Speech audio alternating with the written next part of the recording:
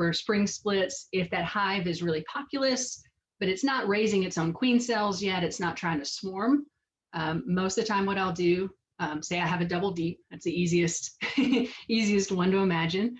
I will go in, I'll take that top deep off, I'll set it on its new bottom board. I'll go through, I'll find that old queen. Usually, you can do this a number of ways, but I'll usually go find that old queen. Most of the time, if they're not swarmy, I will actually leave her in the original hive. And I'll distribute resources. So I'll distribute brood, I'll distribute honey. One of the things to kind of remember, especially in the situation where you're in that same yard, is, like I said, you're going to get a lot of those bees that have already flown out of the hive to forage. They're going to go back to their original colony. And so when I make a split in the same yard,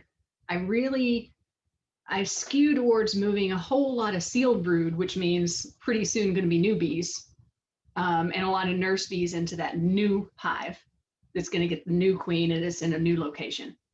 That's kind of just hedging my bets. So whenever I look at that split that I'm going to make and it's in a new location, like I said, it's going to get a new queen they don't know yet.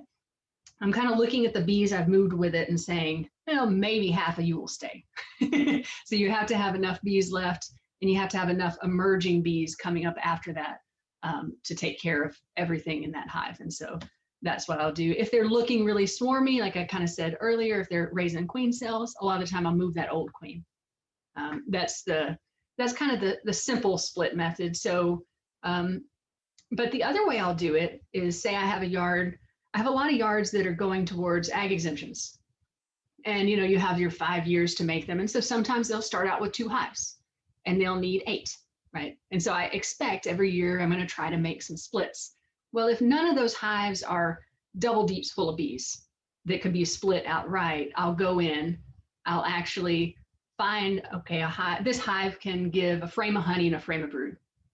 This hive can use a frame of brood.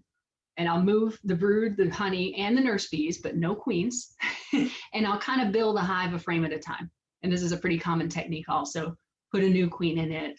And again, I'm going to give it more sealed brood than anything else. Like some open brood is good, but sealed brood is pretty soon going to be an adult bee. And the one thing I think I didn't cover very well was I want to make sure that there is enough brood to do that. And so if you have a hive full of bees, but there's only 3 frames of brood, I'm not splitting it because you're just going to have 2 dead hives potentially. I don't want to take so much from that original that I compromise either one of them.